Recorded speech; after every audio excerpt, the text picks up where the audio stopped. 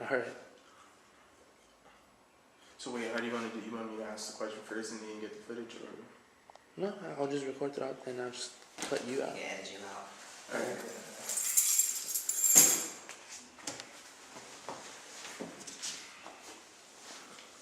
Sit back on the couch.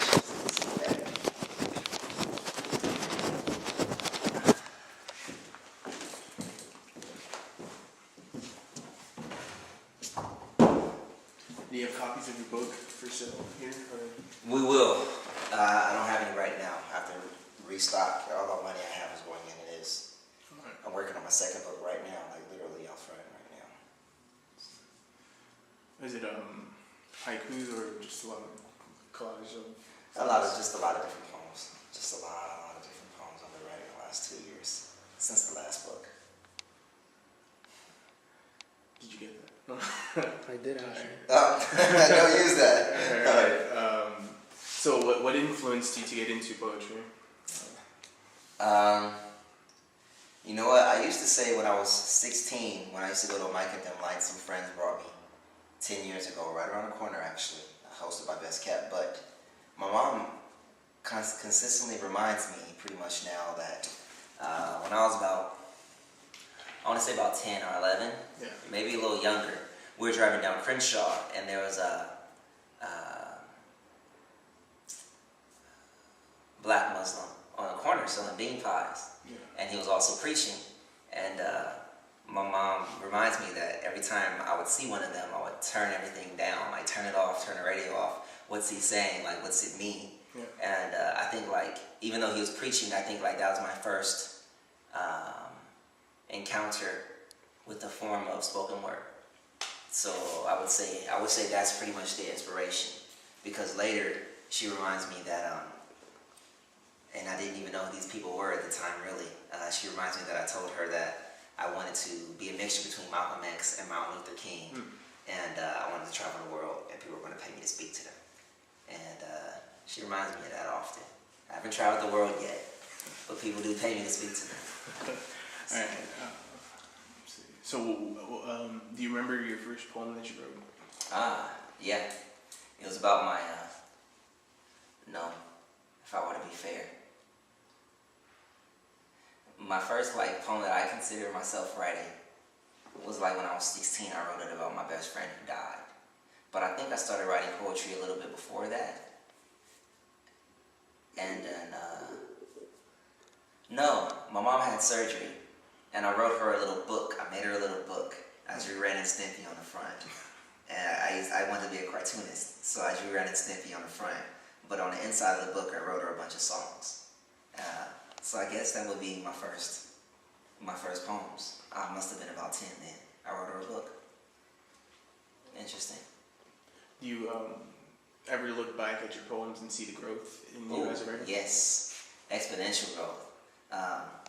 We can go as recently as 6 months back to right now, and there's a big difference. Yeah. But then say when I was 16 to now, when I'm 27, you wouldn't even know it's the same person talking almost. It's a really big difference. Would you say it's a difference in structure, or topic, or everything? Style,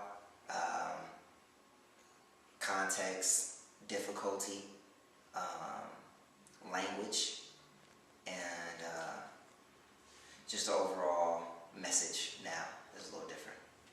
Still in tune with what I was saying then, but now I understand what I was saying then a lot differently. So it's a lot better.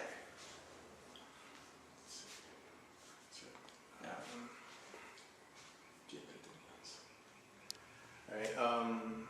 Okay. Oh, when did you decide to start Line Like My State? Yes, Line Like My State is 3 years old now, and it's 2011. But I started Line Like My State as an idea for my own clothing line because I really didn't like wearing clothes that didn't mean anything or mean anything important, which is good because it actually leaks into what I'm doing now. I now have this gallery that we're in, and it's emphasizing on exclusive clothing lines that mean something. Like that's what I'm wearing right now. But yeah, so Line Like started the idea started in 2006, but the venue didn't start until 2008. And the venue is different from the actual idea, but they're still now the same thing. So how did that come about, being held at the gallery over there? Well, we started at this church for artists called Mosaic in Chino. Great place for artists to be. It's like a good foster system. And then we were there for 2 years. It was great. Over 200 people every show. It was fantastic. We threw barbecues. Gave money to Haiti, like thousands of dollars, just giving money away. And that was good. Like, it was a good growth. And then it was time to grow by ourselves. So we moved to Pomona. I know I can get things going here. So we moved to Pomona. We were at Aladdin's Junior for a little bit. It was a cool spot. It's actually a really, really good spot, but it just wasn't for us. And then we moved over to the dock where we're at presently. And it works out very good. It's a good look because there's new art on the walls every month. So it's always something new. It's good. At the time that the bakery was still going, did you feel that there was any sort of competition, or that there was just like a big family of art? There's never been a competition between any of the venues in the IE.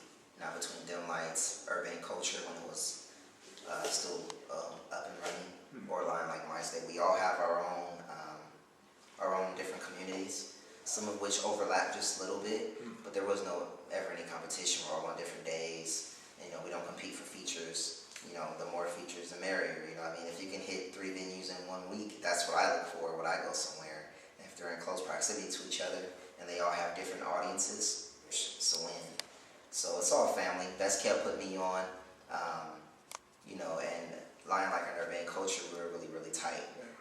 Spin is that they were on the slam teams that came out of Lion Like Mind State, represented the IE, both Prototype and Superb. So yeah, there was never a competition. There was always support. How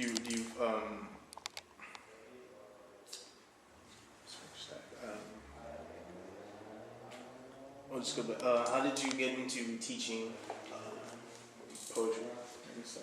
I got into teaching poetry because I've always wanted to be a teacher.